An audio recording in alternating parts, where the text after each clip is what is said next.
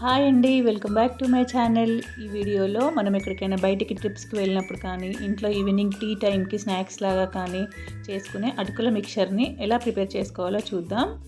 ఇక్కడ నేను అటుకుల మిక్చర్ చేసుకోవడానికి 1/2 కేజీ పేపర్ అటుకులను తీసుకొని జల్లించి ఈ విధంగా స్టవ్ పైన ఒక పెద్ద గిన్నెను పెట్టి క్రిస్పీ అయ్యేంత వరకు కలుపుతూ వేయించాను. సిమ్లో పెట్టి వేయించుకోవాలి, లేదంటే మాడిపోతాయి అటుకులు. మరోపక్క స్టవ్ పైన ఒక పాన్ పెట్టి అందులో 4-5 టేబుల్ స్పూన్ల ఆయిల్ వేసుకోవాలి. ఇందులో ఆయిల్ కొంచెం ఎక్కువ పడుతుంది. ఆయిల్ కాస్త హీట్ అయ్యాక పల్లీలు వేసుకోవాలి. పల్లీలు కొంచెం వేగాక పుట్నాలు వేసుకోవాలి. ఈ విధంగా పల్లీలు పుట్నాలు కొద్దిగా వేగాక ఇందులోనే జీలకర్ర ఆవాలు కూడా వేసుకోవాలి. ఇప్పుడు ఇందులో 1 టీ స్పూన్ ధనియాలను కచ్చాపచ్చాగా దంచి వేసుకోవాలి. ధనియాలు వేయడం వల్ల అటుకులకి మంచి ఫ్లేవర్ వస్తుంది. ఇప్పుడు ఇవన్నీ కొంచెం వేగాక ఇందులో ఒక 7-8 పచ్చిమిర్చిని ఈ విధంగా కట్ చేసి వేసుకోవాలి. మీ కారానికి సరిపడా వేసుకోవచ్చు. ఈ పచ్చిమిర్చి దూరగా వేగాక ఇందులో ఒక 5-6 ఎండుమిర్చిని కూడా తుంచి వేసుకోవాలి.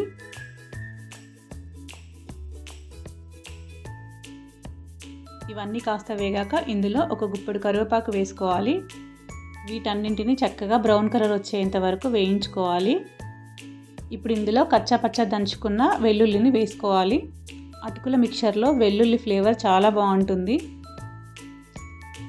ఇవన్నీ చక్కగా వేగాక ఇందులో మన రుచికి సరిపడా ఉప్పు వేసుకోవాలి. ఇక్కడ నేను 1.5 టీ స్పూన్ వేసుకున్నాను, కరెక్ట్గా సరిపోయింది.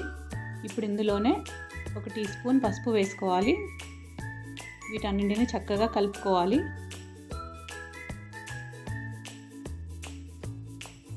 ఈ విధంగా కలిపాక స్టవ్ ఆఫ్ చేసుకొని మనం ముందుగానే అటుకులను క్రిస్పీ అయ్యేంత వరకు వేయించుకొని పక్కన పెట్టుకున్నాం కదా. ఇప్పుడు అందులో ఈ పోపును వేసుకోవాలి. ఇప్పుడు పోపు వేసాక చక్కగా కలుపుకోవాలి.